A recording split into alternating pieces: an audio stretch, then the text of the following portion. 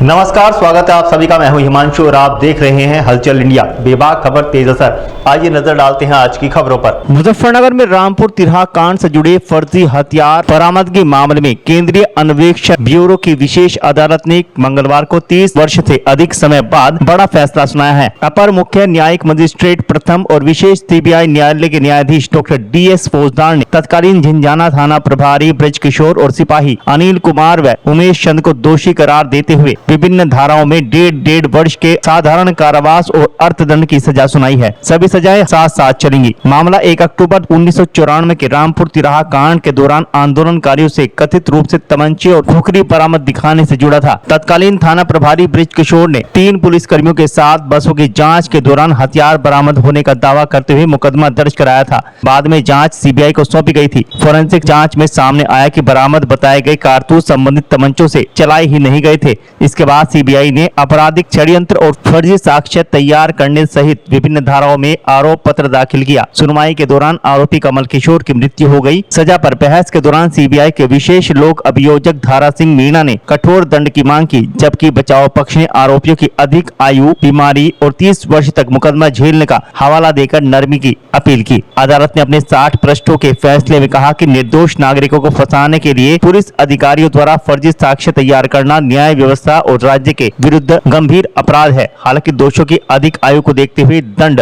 निर्धारण में नरमी बरती है। अदालत ने तीनों को भारतीय दंड संहिता की धाराओं के तहत दोषी ठहराया। ये अफजल 32 साल पूर्व रामपुर उत्तराखंड राज्य की मांग को लेकर आंदोलनकारी दिल्ली जा रहे थे अपने धरने के लिए।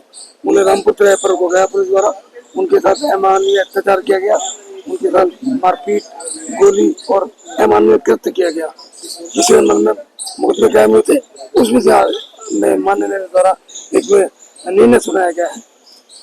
क्या निर्णय आज सुनाया गया है? कौन आरोपी आज माननीय न्यायालय में सरकाम ब्रज किशोर CM court number 1 special CBI court है।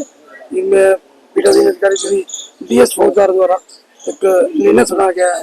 उसमें 3 आरोपी है। आरोपी थे इसमें 4, एक की डेथ हो गई है।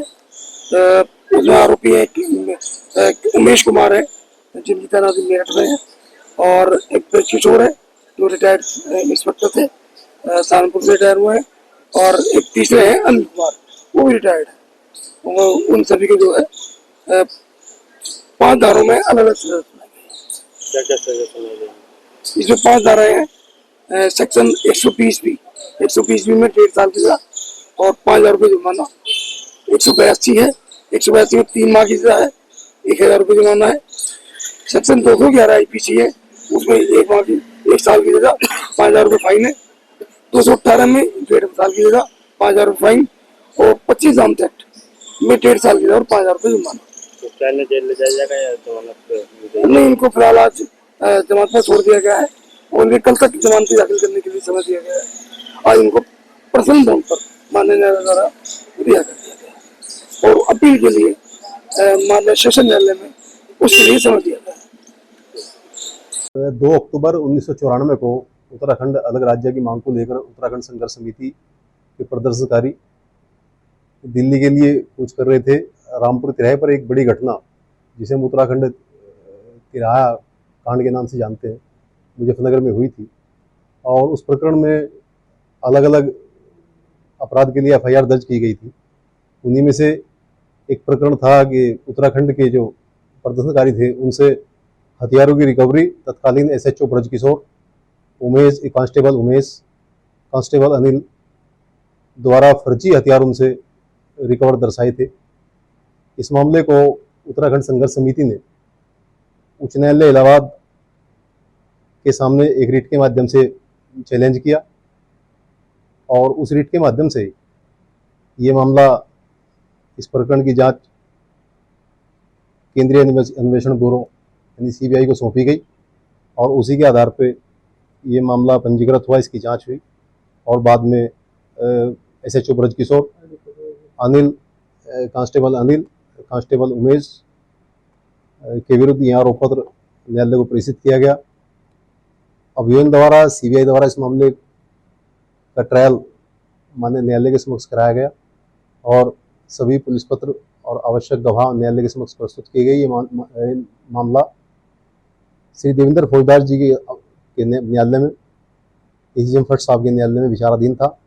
और आज इस मामले में एसएचओ ब्रजकिशोर, कांस्टेबल उमेश, अनिल, ऐसे कुल 3 लोगों को 1.5 वर्ष के कारावास की सजा सुनाई गई है तथा 5,000 रुपये के प्रत्येक को 5,000 रुपये के दंड से भी दंडित किया गया। कितने लोग इसमें टोटल आरोपी थे? कुल 4 लोग आरोपी थे और एक आरोपी कमल किशोर की ट्रायल के दौरान मृत्यु हो चुकी है। निकाह कल फिर होंगे हाजिर कुछ नई और ताज़ा खबरों के साथ। तब तक के लिए दीजिए हमें इजाजत। नमस्कार। हमारे YouTube और Facebook चैनल को फॉलो और सब्सक्राइब करना ना भूलें।